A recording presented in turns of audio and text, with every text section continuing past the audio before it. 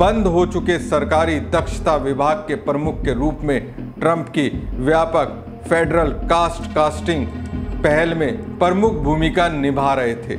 लेकिन DOGE से हटने के बाद से मस्क नए कानून के सबसे मुखर विरोधियों में से एक बन गए।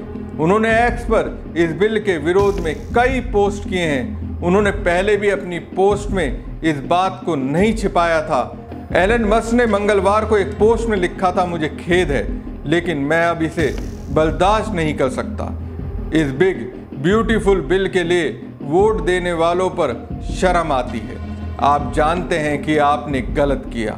आप ये जानते हैं एक वक्त था जब ट्रंप और मस्क की दोस्ती के चर्चे थे।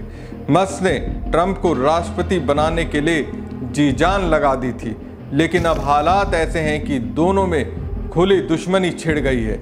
अमेरिका में बिजनेसमैन और राष्ट्रपति के बीच चलने वाली नौटंकी के मजे अब पूरी दुनिया ले रही है।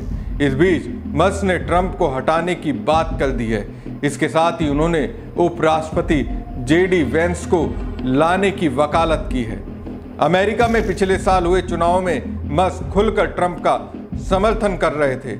उनके समर्थन में रैलियां कर रहे थे और खुलकर नाच रहे थे।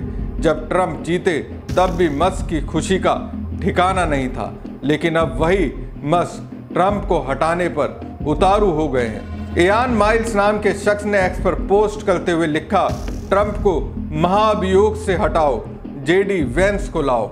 मस्क ने इस पोस्ट पर लिखा, हाँ, उनके सिर्फ एक शब्द ने तहलका मचा दिया। इसने साफ कर दिया कि मस्क ट्रंप के खिलाफ खुलकर मैदान में उतर कर आ गए हैं। ट्रंप ने गुस्से में मस्क की कंपनियों के सरकारी ठेके खत्म करने की धमकी दे डाली। मस्क ने भी पलटवार कर बड़ा ऐलान कर दिया।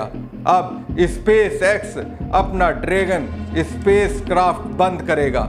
ये वही यान है जो नासा के लिए अंतरिक्ष स्टेशन तक एस्ट्रोनॉट्स को ले जाता है।